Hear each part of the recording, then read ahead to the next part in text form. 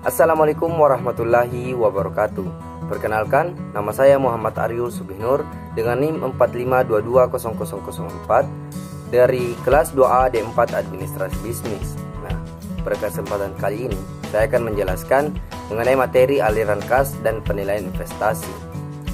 Namun sebelum masuk ke materi yang saya akan bawakan, ada salah satu kata-kata motivasi dari salah satu filsuf, yaitu belanjakanlah uangmu untuk hal-hal yang dibeli dengan uang dan habiskan waktumu untuk hal-hal yang tidak bisa dibeli dengan uang. Haruki Murakami. Nah, pada materi yang saya akan bawakan ada 3 topik pembahasan.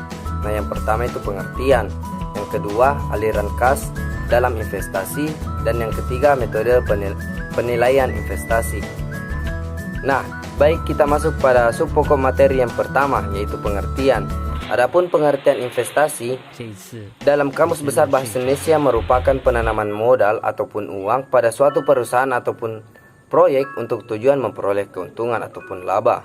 Nah, sedangkan secara umum investasi itu dapat diartikan sebagai meluangkan atau memanfaatkan waktu, uang ataupun tenaga demi keuntungan pada masa mendatang. Nah, jadi kita dapat tarik kesimpulan bahwasanya investasi itu kegiatan untuk membeli sesuatu dan diharapkan pada masa mendatang akan dapat dijual kembali dengan harga yang lebih tinggi daripada yang semula.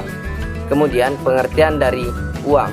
Uang tunai itu dapat diartikan sebagai yang paling liquid ataupun yang paling cair. Biasanya diposisikan sebagai bagian yang teratas dari aset milik perusahaan.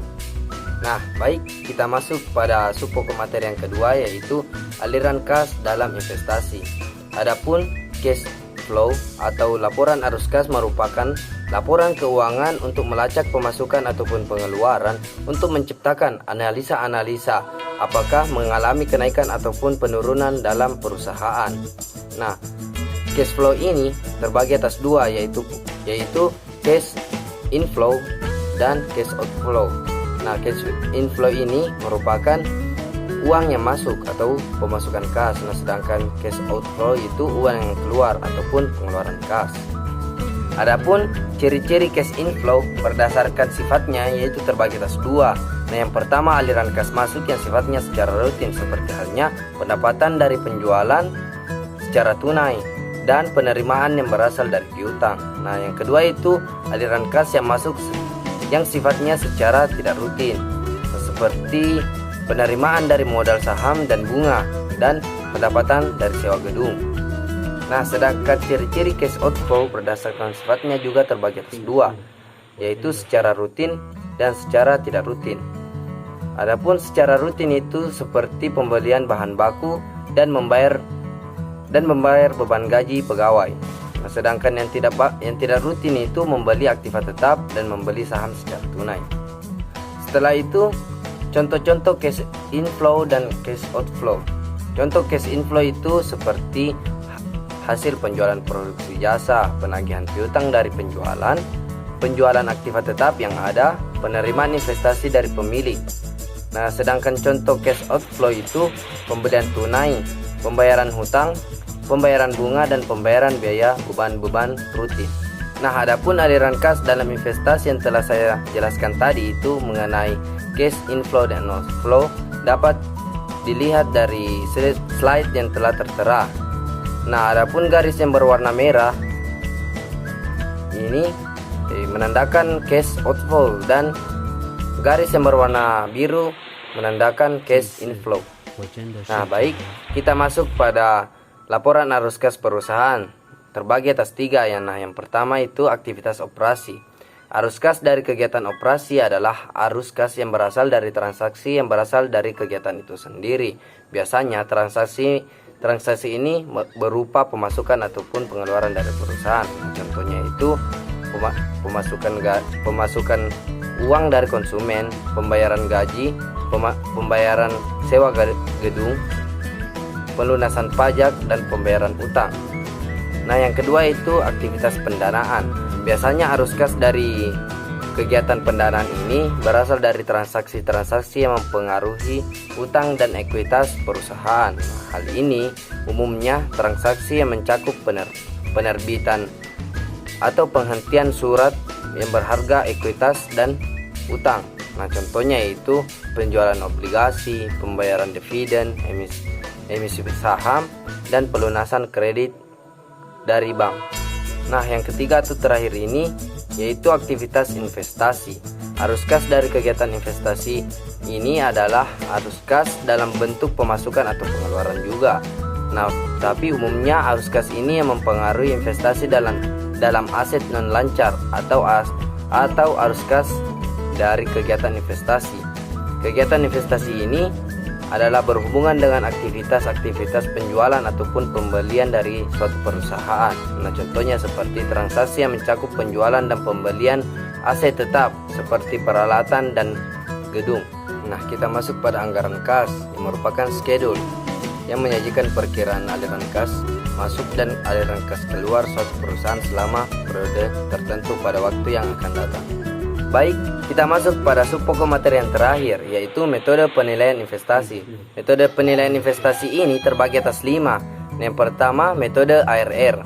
Metode Accounting Rate of Return atau ARR mengukur besarnya tingkat keuntungan dari investasi yang digunakan untuk memperoleh keuntungan tersebut. Keuntungan yang diperhitungkan adalah keuntungan bersih setelah pajak. Sedangkan investasi yang diperhitungkan adalah rata-rata investasi yang diperoleh dan investasi awal jika ada, ditambah dengan investasi akhir dan dibagi 2. Hasil dari ARR ini merupakan angka relatif atau persentase. Adapun rumus dapat kita lihat dari slide telah tertera. Apabila besarnya ARR lebih besar daripada biaya investasi yang digunakan, maka investasi tersebut layak untuk dilaksanakan, dan sebaliknya. ARR yang lebih dari bunga yang berlaku, maka proyek diterima. Namun ARR yang kurang dari bunga uang yang berlaku, maka proyek itu tidak diterima. Adapun kelemahan dari metode ARR ini, yang pertama mengabaikan nilai waktu dari uang. Yang kedua hanya menitik beratkan pada masalah-masalah akuntansi. Nah, sehingga kurangnya memperhatikan data aliran kas yang dari investasi. Nah, yang terakhir merupakan pendekatan jangka pendek dengan menggunakan angka rata-rata yang menyesatkan. Nah, yang kedua adalah metode IRR atau Internal Rate Return. Merupakan metode penilaian investasi untuk mencari tingkat bunga yang menyamakan nilai sekarang dari aliran kas neto dan investasi. IRR investasi akan diterima apabila besarnya IRR lebih besar daripada tingkat bunga yang digunakan sebagai biaya modal, dan sebaliknya ditolak apabila IRR lebih kecil daripada biaya modal yang telah digunakan. Nah, adapun rumus dari IRR dapat dilihat dari slide yang tertera. Keterangan dari rumus tersebut yaitu IRR merupakan internal of return, RK tingkat bunga yang kecil, RB tingkat bunga yang besar, NPV RK yaitu net present value pada tingkat bunga yang kecil, PVRK present value of process pada tingkat bunga yang kecil, PVRB present value of process pada tingkat yang besar. Nah, kemudian yang ketiga itu metode NPV. Dua metode investasi terdahulu memiliki kelemahan yang hampir sama, antara lain tidak layak memperhatikan nilai dari uang. Kita tahu bahwa uang memiliki nilai yang berbeda apabila waktu memperolehnya berbeda pula. Hal ini dikarenakan karena faktor diskonto yang berupa bunga dan biaya modal yang lainnya.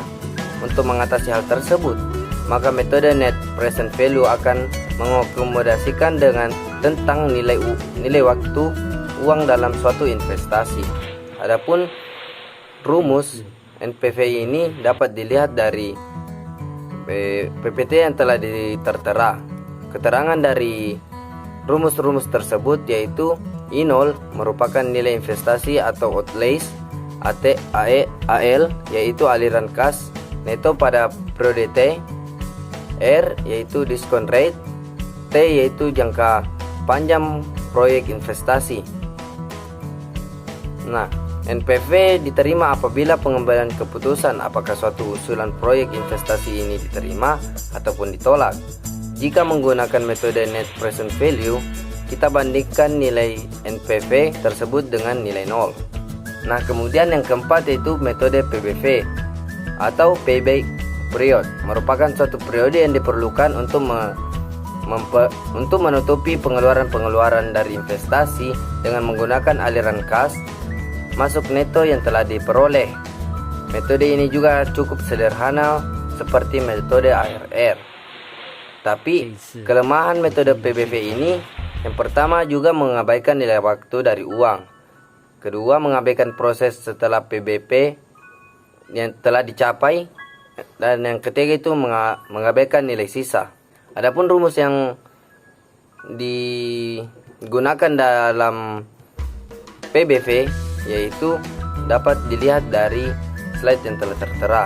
Nah, kita masuk pada metode yang terakhir kita masuk pada metode yang terakhir yaitu metode PI atau profitability, yang merupakan metode yang memiliki hasil keputusan yang sama dengan metode NPV tadi, yang artinya apabila suatu proyek investasi diterima dengan menggunakan metode NPV, maka akan diterima pula jika dihitung menggunakan metode PI tersebut. Nah, adapun PI, jika lebih dari satu maka proyek layak diterima. Nah, sedangkan PI yang kurang lebih dari satu itu akan ditolak. Baik, saya akan menjelaskan salah satu contoh soal dari kelima metode tersebut. Kita masuk pada contoh soal metode ARR. Studi kasus yaitu proyek A membutuhkan dana 280 juta. Umur ekonomisnya itu 3 tahun dengan nilai sisa 40 juta.